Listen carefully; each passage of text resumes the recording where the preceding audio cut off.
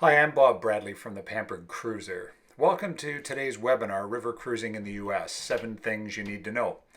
We've spoken with many of you individually and possibly even booked a cruise for you. And for some of you, we might have even canceled and rebooked that cruise for you lately as the curse of 2020 runs its course. Many of those foreign trip cancellations were river cruises, and many of our clients have indicated an interest in river cruising in the United States. So we put together this video to share as much information as possible with you. At the end, you'll have an opportunity to ask questions, and of course, we always encourage you to get in touch by either email or phone if you've already started planning a trip. We have an incredible offer to share with you, so be sure to watch all the way to the end. Here's a photo of Sue and I on one of our trips to Alaska a couple of years ago. This is on the top of a glacier at Denali. We took a plane up there that landed right on the glacier. I'll share a little bit more about our story in a minute, but first I need to address the elephant in the room. I alluded earlier to the curse of 2020, so if anyone's watching this a year or two from now, remember what it was like in these few months in the spring of 2020. The impact of COVID-19 has impacted all aspects of our lives, and now that we're beginning to claw our way out of the quarantine, many people are ready to travel. And the question we've been getting most often lately is, where can I go now? Most people are not ready to travel overseas in the next month or two, which necessarily causes us to look at domestic travel options. Sue and I had always intended to explore North America at some point, so in that way I guess we've taken for granted what will always be there. Now it seems like the time to go explore in our own backyard. Before we get started, let me share a little bit of our story so you know who we are, and for those that have talked to us on the phone, maybe you don't know these things about us. We have a busy travel business, the two of us working together out of SmartFlyer, a large agency based in New York City. Over the last several years, we've helped hundreds of clients plan unforgettable cruise vacations, and a large majority of those have been river cruises, especially in Europe. If you want to check out our Facebook page, we've got quite a few reviews on there. If you want to look at them, you can go to the Reviews tab, and here's a link directly to that page.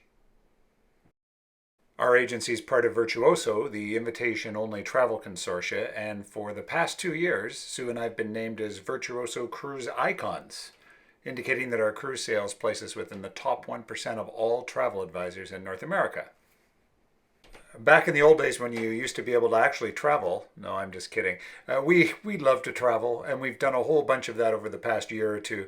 Here's a picture of us on the world's largest private jet. This is the Crystal Sky, an airplane owned by the cruise line Crystal Cruises, and they flew us from Florida to London, England in the fall of 2019. We're hoping to be able to do such things again soon. Until then, we've been busy working from home, rebooking cruises as it were if they've been canceled, and helping clients understand their options if they're still booked. We normally work from home, so it hasn't been such a big transition like it has been perhaps for some other people. But the hardest part has been not being able to see our families. Here's Sue's family a couple of summers ago. Of course, we're doing the Zoom chats and all the ridiculous cocktail hours, but it really isn't the same. Here's a photo of Sue with her dad taken not too long before we started self-isolating. Ed is 84 years old and has the type of cancer called multiple myeloma. He lives in a different city about 4 hours away from us, so we've only been able to see him once since this whole thing started. And when we did finally get to visit, it was outside in their backyard and we had to stay 6 feet away. Sue was pretty sad that she didn't get the chance to even give him a goodbye hug when it was time for us to go. Who knows if that'd be the last time she would ever get to see him. And you never know what the future might hold. We're very fortunate because for the most part our family is healthy and well, and I know that might not be the case for everyone. So we're not taking any of this for granted. This whole lockdown has made us realize how precious our relationships with friends and family are and how special it is when we get to spend time with them in person. So let me tell you, the whole time we've been in lockdown, Sue and I have been talking about a trip with our family as soon as we can make that happen. We find that travel is a great way to spend time together, and shared experience while traveling becomes lifelong memories for the whole family. The problem is uncertainty. We want to travel, but our travel plans for this spring and summer have been disrupted. We don't really know when travel will resume or how it's going to be different. And there's just so many unknowns, so we don't know if the airplanes are going to be flying or if foreign countries will even let us in. I think the worst part about this whole situation is that we all feel helpless and we feel like we don't have any control. Our lives are on pause and we're waiting for someone to give us permission to live again. For the first time in I don't know how many years, we don't have any trips to look forward to right now. We're waiting for the airlines to start flying overseas again. We're waiting on foreign governments to open their borders. And this is what Sue and I have decided we call death by 1,000 paper cuts. First, we thought we might be able to travel by the end of May, and then for sure that it would be July 1st. And every week or two, the cruise lines would come along and cancel more cruises, taking away options and disrupting our plans. But we realized there's another option instead of being at the mercy of the coronavirus. Instead of feeling helpless, we can take control of the situation. But you might ask, how can we do that when so much of it is out of our hands? Well, one simple thing we can do right now is focus on what is within our control. For travel, that means focusing on what we can do within our own country. We can make plans to travel within the United States. Up till now, Sue and I have put a priority on international travel for our personal trips. But we certainly have a huge desire to explore the United States, and in particular, it's our goal to visit all 62 national parks. But we knew that the wonders of this vast country would always be there waiting for us whenever we were ready. We felt that traveling closer to home would be a good option maybe later in our lives when we weren't as willing or able to take longer trips if, for example, our mobility became restricted as we aged. Well, now we are restricted in our travel, but not for mobility reasons. And as promised, the U.S. is still there waiting to be explored. So today we're going to show you river cruise options within the United States, and in later presentations like this one, we'll focus on other ideas for travel within the U.S. While we're talking about these trips, I'd like to encourage you to be thinking of not only where you want to go, but also who you want to travel with. I challenge you to be able to initiate one trip with your family this summer. Someone's got to be the ringleader, so it might as well be you. So I showed you Sue's family and some pictures of my family as well. And with several age groups involved and all of us living in different cities, it's not necessarily easy to get everybody together for a trip. But it's critical and even urgent that we do so. Because if there's one thing we've learned from the coronavirus, it's that you just never know when opportunities are going to be taken away from you. I hope you take up the challenge and forward this video to your friends and family members to start making a plan. Okay, so here's what we're going to talk about. In today's video, I'm going to give you a feel for what it would be like to take a river cruise in the United States, both what it's like on board and what happens on shore. These are the 7 things that you need to know. I'm going to give you a sneak peek at the 2 most popular river cruise itineraries in the U.S. I'm going to tell you how river cruising will be different now and the specific new protocols and procedures that have been put in place to keep you health and safety as a result of the pandemic. And I'll show you exactly how much it'll cost and how to get the best value when you book one of these cruises. And best of all, I'm going to tell you about an incredible deal that's available right now that makes it surprisingly affordable, and how to get access to special perks that you literally can't get anywhere else. So I'm going to move through these 7 things that you need to know very quickly, but you're welcome to call us at any time if you need more information. First of all, there's an overwhelming number of itineraries in the United States. People mostly associate river cruising with what happens in Europe, but there's a number of options for us right here at home. So the Mississippi, most obviously, it's divided into the upper and lower portions of the river. The upper Mississippi, it goes between St. Louis, Missouri, and St. Paul, Minnesota. And then the lower Mississippi, the one that most people are a bit more familiar with, that goes between Memphis, Tennessee, and New Orleans. There are also cruises on the Ohio, the Tennessee, and the Cumberland rivers, which are tributaries to the Mississippi. Out on the west coast, we've got the Columbia Snake rivers in the Pacific Northwest. These ones resemble, we'll talk more about it in a minute, but they resemble more like an Alaskan cruise. There's lots of history along the Columbia River, of course, as well, but the natural beauty out there is quite spectacular. There's a variety of itineraries on each of these rivers, but today we're going to focus on the 2 most popular. There's also a number of different cruise lines that do itineraries on both these rivers. Today we'll be focusing on the American Queen Steamboat Company, but if you're working with us to plan your vacation, we'd be happy to discuss the other itinerary and cruise lines with you as well. So the lower Mississippi, this is when you go between, again, Memphis, Tennessee, and New Orleans and Louisiana. And the people that would really like this trip are people that are most obviously into the music and also the history. The history of this country is largely centered around the Mississippi River. So you're going to see things like Civil War battlefields, there's the Memphis Blues, of course, New Orleans jazz, the irresistible Southern cooking, and we've got all these plantations along the Mississippi River, and there's an exclusive call on the American Queen at the Nottoway Plantation, and it's the South's largest existing antebellum mansion. There are city stay packages. You can stay in Memphis for the American Music extension. You can do that pre or post, and it's 2 nights.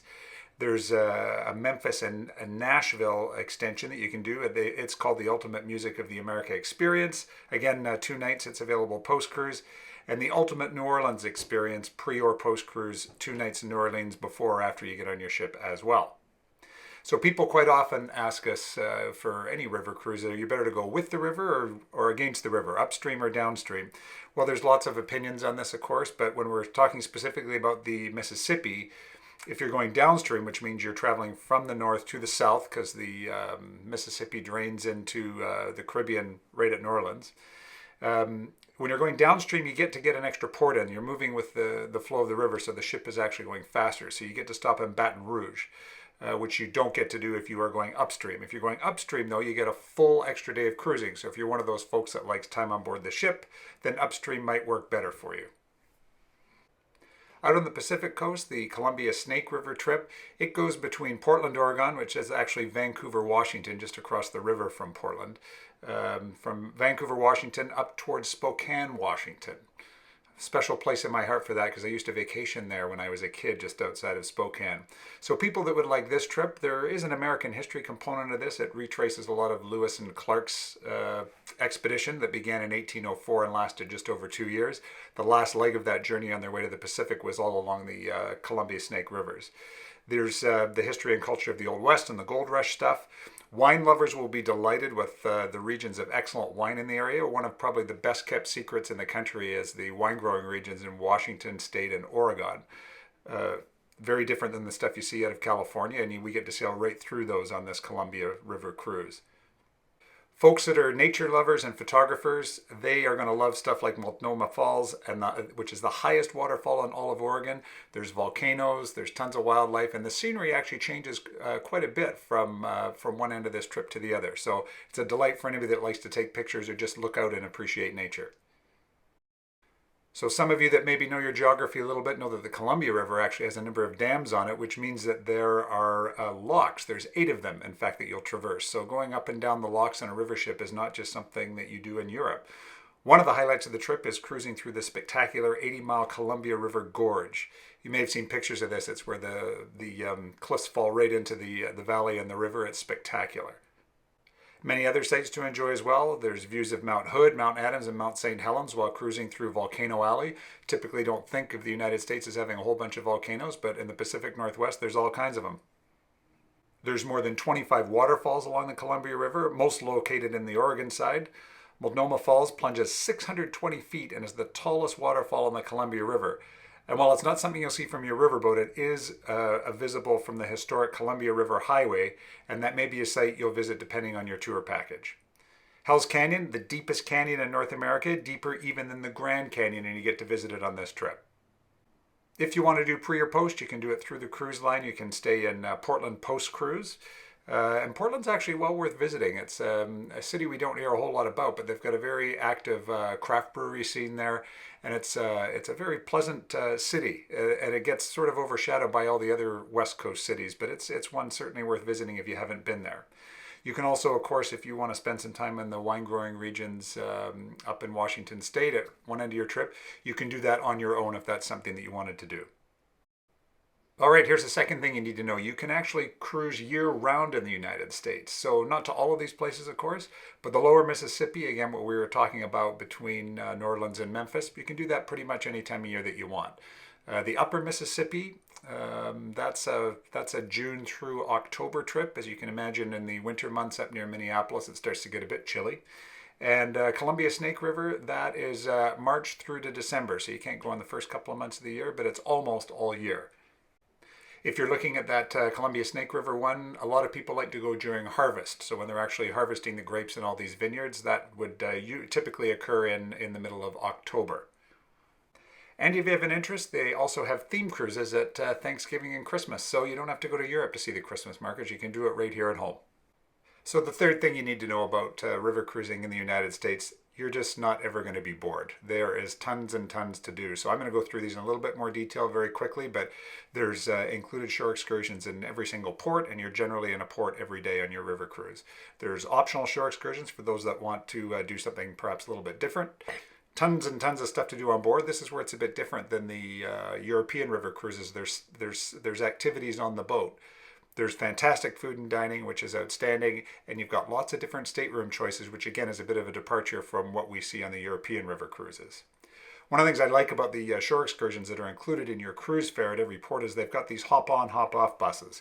So you may have done these in some tourist cities when you've been there, and it's actually kind of nice because if you have a specific interest in something, you can stay at that place longer.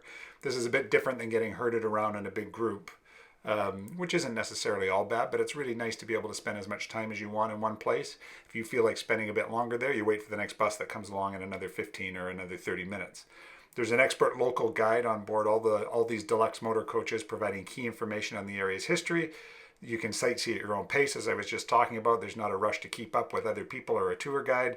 The deluxe motor coaches operate on this continuous cycle, and they actually follow you for your whole trip. So if you're doing a Mississippi River cruise, for an example, you'll see the same driver in the same bus. They're going to follow you all the way up on that route.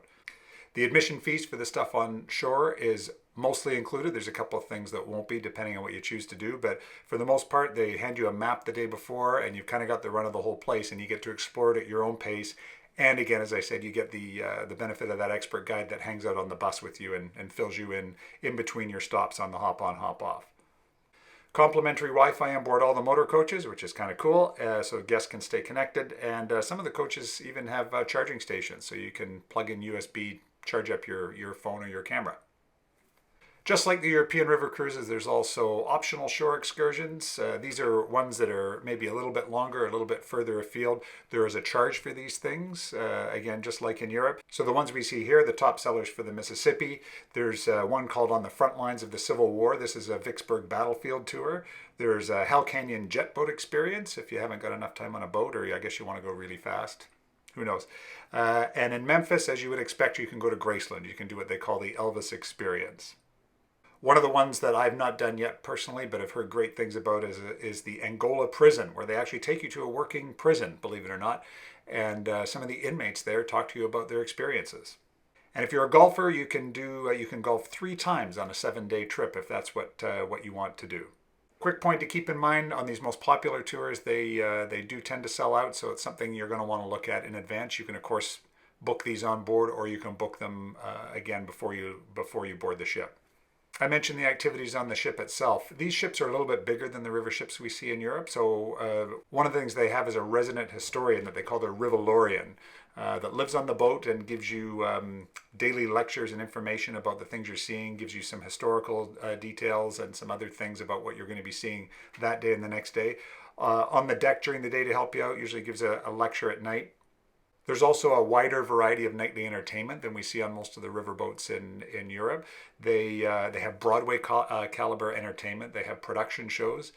They also have the more local stuff too. So again, when you're sailing along the Mississippi, you'll get exposed to Louisiana music, Memphis music as you go through. But they also do have that produced Broadway show that happens at night too in a bit of a larger theater. They also have a piano bar and some lounge acts as well, so there's a little bit more variety than what you normally see on a river ship. Your dining's everything you would hope anytime you're on a cruise. It's very good on American Queen as well, so there's regionally inspired fine dining. They use preparing with fresh, high-quality local ingredients. Their celebrated American chefs draw their inspiration from the great heartland to create delectable feasts for you to indulge in with complimentary wine and beer served with your dinner.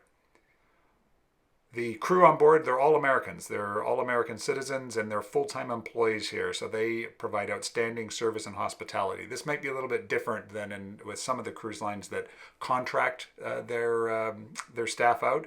So these folks, they've worked there for a long time, and again, a lot of them are from the communities along the river, so you'll learn a lot from the people that are just working on the ship.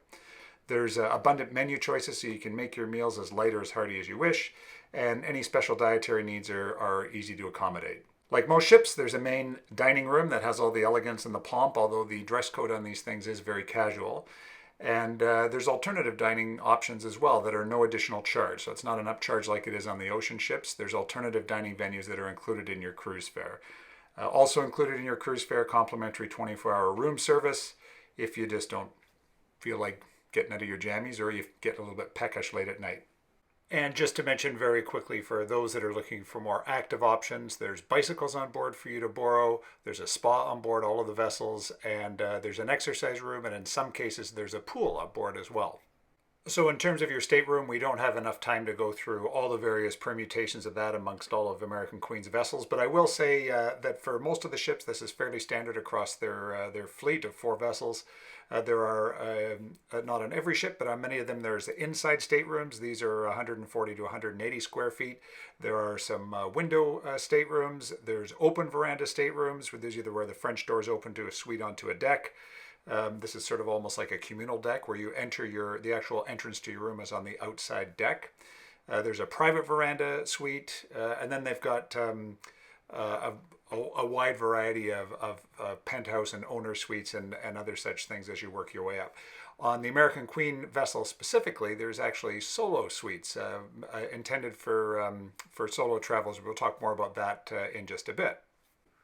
Okay, moving along. Number 4, accessible river cruising. Much unlike the ones in Europe, where people that have any mobility issues, whether you're a wheelchair or walker, or even more fundamental mobility issues than that, really struggle on some of the European river cruises. And American Queen is really good for that. So they certainly welcome walkers and wheelchairs and scooters. Again, you're on board a ship, so riding those scooters down the hallway, it doesn't always work the best, but you're certainly welcome to bring one with you. They've got fully ADA accessible rooms with a roll-in shower available on all of the ships. There's ramps and elevators on board. You can't take an elevator to the top deck, which probably isn't a big surprise, but all the other decks are accessible by elevators. They've even got a golf cart that goes up and down the gangway if you just need a bit of help getting up to the motor coach. The motor coaches themselves are disabled friendly, so again, if you're traveling with a wheelchair or a scooter, they can store that underneath for you. They can help you get up onto the coach. The first few rows are saved for folks that maybe need a little bit of help, and they are just much more better equipped than perhaps you're used to if you've done European river cruises at helping people out with mobility issues. You'll notice I've just started the video B-roll again. I don't have any images of the wheelchairs or walker accessible stuff, so I'm just going to turn on the B-roll again.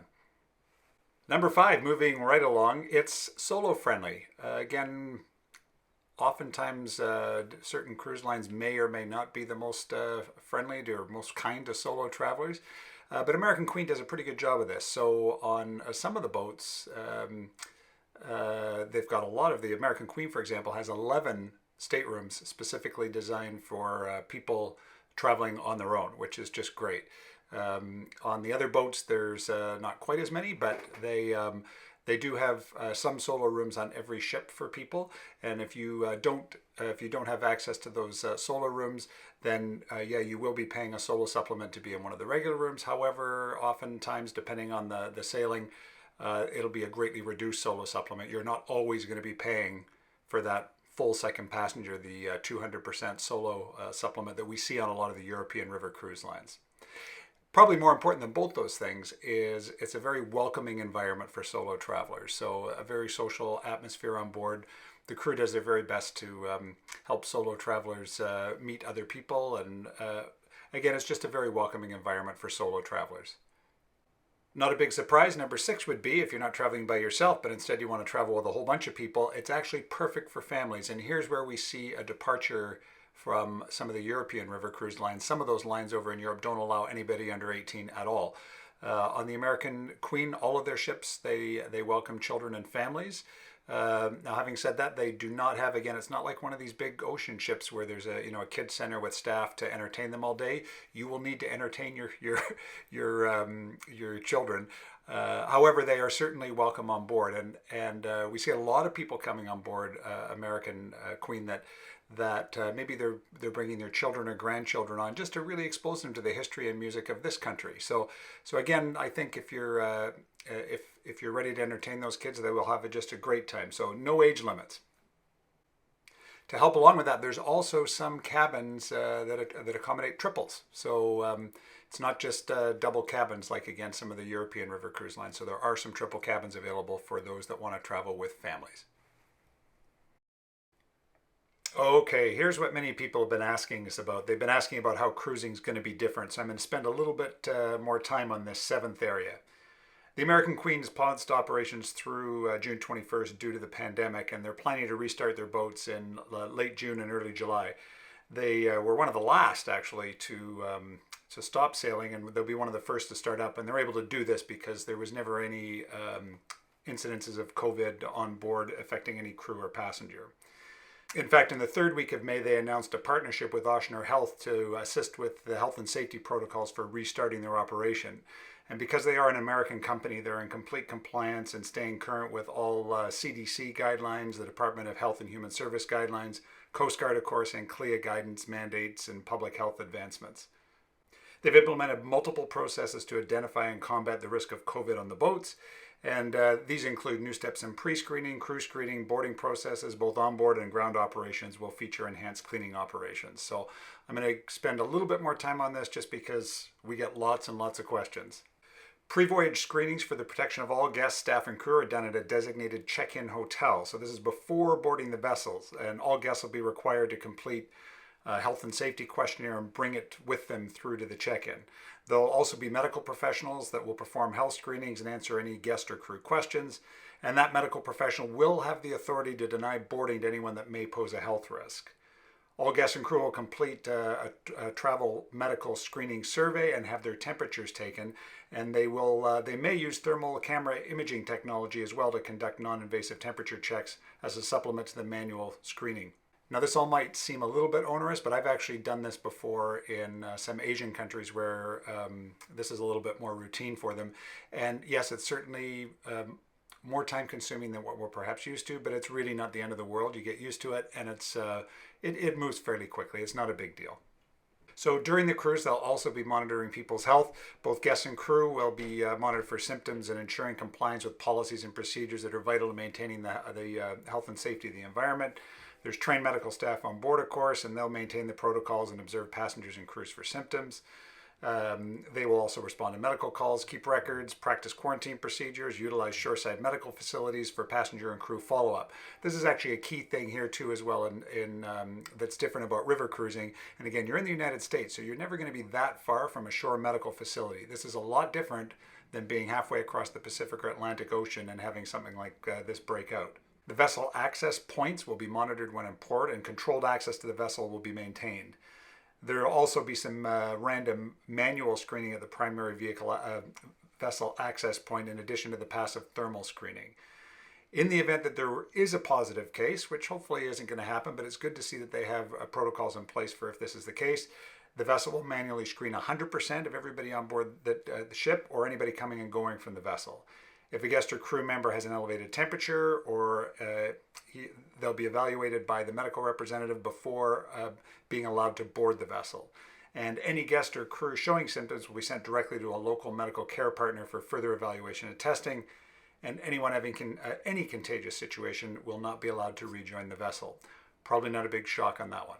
On your next cruise, no matter where you go, you will notice some enhanced sanitation procedures. So they've been putting new processes and procedures in place and training their crew for all housekeeping and sanitation staff. There's going to be increased sanitation of all contact surfaces such as handrails, tables, chairs, desks, work surfaces, door handles, doorknobs, elevator controls, you name it, both in the front and back of house. And those are going to be conducted hourly, which is pretty interesting. Hourly with higher concentrated cleaning solutions. Sanitation will occur at the scheduled times as further required with an emphasis on these high touch points. All cleaning solutions that they use meet or exceed EPA standards, and there will be a twice daily fogging of all public and crew spaces. Multi-purpose disinfectant wipes will be made available to guests to carry and be placed inside all staterooms. Cabin staff will clean all surfaces of the staterooms with EPA-approved solutions, and additionally, each stateroom will receive a follow-up electrostatic fogging after each guest departure. Easy for you to say. When the gangway's in use, sanitation will occur every half hour. So you're going to see a whole bunch of people running around doing an awful lot of cleaning, and they were already doing a pretty good job of this, so you're going to notice it next time you're on board any cruise ship. It's going to be greatly enhanced. In the restaurant areas, as always, there's going to be hand washing stations available outside each of the dining venues. All self-service buffets are gone now. They are suspended. If there is a buffet, a waiter will be stationed there to serve the food to guests. Crews will sanitize all frequently touched surfaces in the restaurant areas hourly. All back of house areas, such as pantries and office areas, will be sanitized regularly. Sanitization logs will be accurately maintained and records kept on file. Your guest swipe card, which is usually handed around quite a bit, you get to keep those now, so you'll still have one to get into your room, but staff will manually type in your cabin numbers. They won't be asking you for your key card, just to reduce the number of touch points. All communal items have been removed, so these are things like salt and pepper shakers, pots, sugar bowls, butter bowls. These things will all be replaced with single serve sachet items, so you still get salt and pepper, it just won't come out of a shaker that is shared. All tables, chairs, and countertops will be sanitized on the hour, or when vacated by the guest, whichever comes first. All table items will be removed each time the table is vacated, so that's all crockery, glassware, cutlery is washed even if it wasn't used. And menus will now be single-use paper printed and discarded after each use. In the bar department, if there were any self-serve areas like soda fountains and stuff like that, those areas will, that's currently suspended. Likewise, with communal bar snacks like nuts and chips and whatnot, those are gone. They'll bring you an individual bowl of snacks upon request, of course, but the communal ones are all gone. When a guest has vacated an area, much like in the restaurant, the bar staff clears the glasses, sanitizes the tabletop or bar counter, the chair armrest, the stool, and the drinks menu. The sanitization logs, again, will be maintained and records kept on file. And again, they're not going to manage your key card. Shoreside, they've also made some changes. So there'll be new protocols for all motor coach sanitation and safety. There'll be a reduced number of guests transported on each motor coach. They're targeting 52% of capacity. That'll allow adequate space between individuals. All bus seats, windows, handrails will be sanitized, again with an EPA-approved solution each day before the first guests arrive. Stepwell, handrails, seat rails, seats will all be cleaned after each service and sanitized every hour. The bus restrooms will be sanitized with an EPA-approved solution after each use and several times a day beyond that. Liquid hand sanitizer dispensers will be available at the motor coach door for all guests, and all shore excursions will be conducted within the guidelines of the local municipalities we visit, because of course there's local requirements that will be in place by the local communities. Again, these ships have onboard medical resources, so each of the vessels carries a certified onboard medical representative to respond to and assist guests with urgent medical care, coordinating shoreside medical assistance as needed. Quarantining procedures are in place for both short-term separation of potentially ill guests or crew until the next port of call, at which point the advanced medical care can be accessed. Upon a positive test or an elevated response, the American Queen Steamboat Company response team will determine what additional company resources are required. So given the nature of the river itineraries, they do have the ability to reach shore-based medical facilities fairly quickly, as I mentioned earlier, and there's established relationships that they have in each of the regional medical treatment facilities and the key cities along the routing. While on port days, most guests and crews have access to those medical facilities for evaluation or treatment if needed. In an emergency, they also do have the ability to quickly transfer passengers and crew to emergency facilities on shore by coordinating pickup at the multiple, municipal landings and docking facilities. Remember, you're only ever a few feet offshore in these things. So hopefully all of this does not sound onerous as much as it gives you some comfort that they've thought this through, and they've got again, the cleaning and sanitization procedures were already very good on American Queen, and it's been amped up that much more, so everybody should feel completely safe boarding the ship. So one final thing about safety, it's great to know that you're personally going to be safe when you're on board these vessels, but many people have asked us, is my money going to be safe? So, and it's a good question. People want to know about the financial security of some of these companies before they start putting down deposits and whatnot. So American Queen Steamboat Company is part of a company called Hornblower Holdings. They're one of the largest maritime companies in all of the United States. And what this really means is that they're bonded and insured at the same level as many of the ocean liners. So you've got some confidence that this company is financially secure. As a general rule, we find that the companies that are actually addressing this and talking about this are not the ones that you should be worried about. So the fact that they've mentioned this at all should inspire some confidence. All right, moving along. So much information in so little time. Anyway, so people want to know, what do I actually get with all of this? So it's good to know what's included and what you're going to be paying out of pocket for. So here it is. So with the American Queen Steamboat Company cruise, here's what you get. You get, of course, their authentic paddle wheelers. There's 4 of them currently in operation. You get your stateroom, of course, with all the luxurious modern amenities and appointments and whatnot. You get the gracious service that's on board, again, with their full-time employees. This is really interesting. You get a one-night pre-cruise hotel. Included in your fare. I think all the cruise lines should do this because just about everybody flies in the day ahead of time anyway, or in this particular case, you may be driving to the port. Either way, it's awful nice. So that's included as part of your fare. You get a pre-cruise hotel night. And that, of course, includes the taxes and transfer to the ship from the hotel and your breakfast and all that other stuff. You once on board the ship, you have that comprehensive guided hop-on, hop-off bus shore excursion in every port of call, and there's essentially a port of call every day for the most part. There's bicycles on board if you want to borrow them and go for a ride along the dike. There all your onboard meals, of course, and that's includes your specialty dining as well. Broadway caliber entertainment. So they've got the local entertainers that come on board, the maybe one or two piece bands, and then they've got the big production shows as well. Beer and wine with your dinner. Coffee, tea, cappuccino, espresso, filtered water, soft drinks, ice cream, my favorite popcorn, and freshly baked cookies are also available to you at any time. Wi-Fi when you're on board the ship, and most of the buses have free Wi-Fi as well. Daily lectures by your River Lorian, that's the resident historian and culture expert that travels with you on the ship. Again, as I mentioned, room service 24 hours a day and alternative dining. So, what are you going to be out of pocket for? What's not included? Very good question. So there's always port charges. These depend a little bit on the itinerary that you choose, but I would suggest budgeting around $200 a person for this. Airfare or other transport to the city of embarkation is something that you are going to have to manage on your own. Alcoholic beverages other than wine and beer with your meals. There's the optional shore excursions that we talked about earlier. Those are entirely discretionary, and the included excursions, I assure you, are very good. But if you have some specific interests, you may want to pay more to do these optional shore excursions. Gratuities are not included. Tipping is always discretionary, of course. The recommended amount is $19.50 per person, per passenger, that is, per passenger per day. So again, if you're on a 1-week cruise, you're into it for another $140 with some rounding. Your travel protection, so any insurance you feel you need, you will be on your own for. Transfers to and from the airport. Now those are available for purchase through American Queen. However, not everybody uses them. Some people drive to the port, so that's why it's an optional thing. But you can, again, purchase them if you wish. And city stay packages. So if you want an extra hotel nights, if you want more than just the one-night pre-cruise, or if you want one of their... They've got 2- and 4-day packages. If you want one of those are obviously going to be in addition to the base cruise fare. So hopefully that gives you an idea what's included. Okay, I promised I'd lay out a few examples of what this is actually going to cost you. So American Queen's running its special promotion right now called the Steam Ahead sale, and you can save in this particular case up to $3,500 per stateroom on particular dates.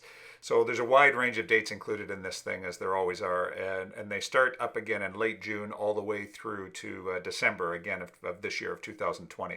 The exact amount of the discount will depend on the specific dates chosen as well as the type of stateroom that you're looking at. So I'm going to show you a couple of real examples in just a second here with specific dollar amounts. These Steam Ahead discounts do not apply to the single occupancy cabins that I mentioned earlier.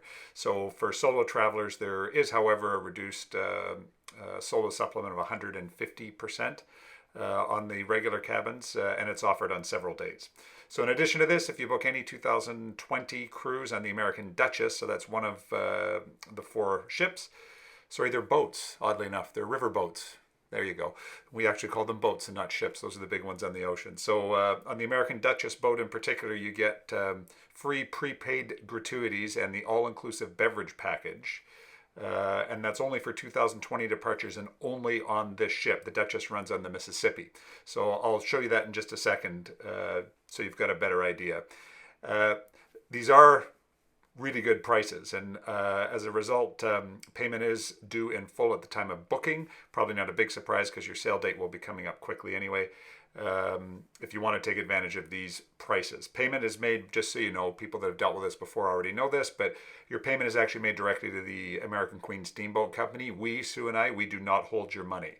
Our agency doesn't hold your money, so we act in an agency capacity, so you pay American Steamboat Company directly, and they will take any major credit card from you. So this special promotion actually ends on May 31st, so just a few days from now. So that's why we're pushing this out as quickly as we can, just so everybody knows. So here's one example on the Columbia Snake River. So this is on the American Empress. So this is the one that again runs between Vancouver, the other Vancouver, the one that's in the United States, that is a suburb of Portland, out to Clarkston, which is near Spokane, Washington, up the Columbia and Snake Rivers. So on this particular cruise, the insides and the windows are already sold out. Not a big shock because on this ship, most of the cabins are actually private verandas. And they're definitely the most popular ones. And there's some of those left. So the what you'll see on these ones is these are $35.49 per person. That's a savings of $750 per person, or $1,500 for the cabin. And they've got the superior verandas as well. Those ones are between 210 and 255 square feet. The regular veranda is 180 square feet, so still a fair size room for a ship. And the superior verandas are $49.49 per person. Again, a savings of $1,500 on the cabin. Your port charges are an extra $200 per person. Again, these prices are valid through to the end of May and subject to availability. So here's one for the River Duchess, as I mentioned earlier. This is on the lower Mississippi between New Orleans and Memphis. This one's leaving on August 16th of this year. They do have a couple of inside cabins left. They're a couple of $100 off. Those are $23.99 per person. Private verandas, $35.49 per person. That represents a savings of $12.50 per person, or $2,500 on the cabin. Again, an extra couple of $100 in port taxes for you. And if you wanted the optional stay either in Memphis or New Orleans, you can see the prices there are $5.99. Those are 2-night packages. So on the Duchess, just about all the cabins are, again, private verandas, much like the Empress. There's a few insides and also some suites. There's similar discounts on some other dates as well. So if you look at these two dates and those dates don't work for you, let us know and we will try to find you something similar on an alternative date. Okay, almost done. When you book through us, you're always going to get something extra that you wouldn't otherwise receive by booking directly with the cruise line. And this pertains to all the cruise lines generally. It's a little different depending on which cruise line we're talking about. With American Queen Steamboat Company, we can always get you an additional $50 onboard credit that you wouldn't normally be able to get on your own. And that's no matter when you book. For this special promotion, which expires at the end of this month, we've gotten that doubled. So this means that you can book any cruise with American Queen by the 31st of May, and you'll get $100 per person shipboard credit. And you can use that for any of your onboard charges. Most people like to use them for those optional shore excursions like the ones I mentioned a bit earlier. In case you're wondering, it doesn't actually cost anything to deal with us. Some travel agents do charge booking fees. We don't roll that way. So the price is going to be exactly the same regardless of whether you book direct with American Queen or with us, and we can get you these extra goodies as well. I would also argue probably the more important reason you want to deal with us is that we're actually real people, and it's just Sue and I. And with all the silliness that's gone on earlier this year, we've heard horror stories about people calling call centers and being on hold for literally a matter of days. Well, you know what? Everybody in the travel industry, including us, did get a bit backed up rebooking stuff. But we were able to get back to people in a timely fashion, which is not necessarily the case for a lot of these call centers. Secondarily, we deal with all the cruise lines. So again, if you phone any cruise line directly, they're going to be a little reluctant to discuss their competitors with you, which is entirely understandable. They're just trying to be professional. We deal with all of them. So it's fair game for us to be able to talk to you about how X cruise line compares to Y cruise line in terms of what you may have experienced before. And if you're trying to figure out whether this is a good fit for you, we can probably do a better job than that, than just calling up a call center where they are well trained to sell their product. So hopefully that gives you some idea of why you want to deal with us. If you want to get in touch with us, here's our contact dirt. It's also in the video notes here. Our toll-free number, 1-800-876-0168. And there's a direct link here to our website. If you click on this link, it'll take you direct to the contact page. So a quick reminder, here's the part where I start to sound like a carnival barker. Quick reminder, the special discounts do end on the 31st of May. Normally at this time of year, the American Queen boats would all be completely sold out for the rest of the season. However, it's a bit of a weird year, so there's still some availability, and the prices are amongst the lowest we've seen. So traveling right now is, of course, an individual decision. Some people are not quite ready to do it, and that's entirely fine. For folks that have moved their trips into next year, that's just fine as well. But if you do want to travel now, the opportunities look good. For those that are ready to travel, the good news is the ships are quite full, but they're not completely sold out. And so there's a unique opportunity here to take advantage of the low prices and open availability left for this year. If you're not quite ready to book for 2020, you say, yeah, this all looks great, but I'm just not ready to leave home yet. Good for you. There's significant early booking discounts for quite a few of the 2021 departures. So give us a call if that's of interest, and we'll see what we can do to help you. So once again, to recap, river cruising here in the United States is absolutely a great option given our limitations on international travel right now. So give us a call and we'll see what we can do to help you. We can help you put together a trip for you and your family to spend that precious time together that we talked about earlier and share experience that will create memories to last a lifetime. So with American Queen's full steam ahead sail here, you will get that authentic American experience on an authentic paddle wheel steamboat, which is, pretty darn cool. There's the all-inclusive aspect that we talked about earlier, where just about everything's included. There's some special cruise prices where you can save up to $3,500 per person. You get that extra $200 onboard credit from us. That's $100 per person. And of course, as I mentioned, you get these memories to last a lifetime.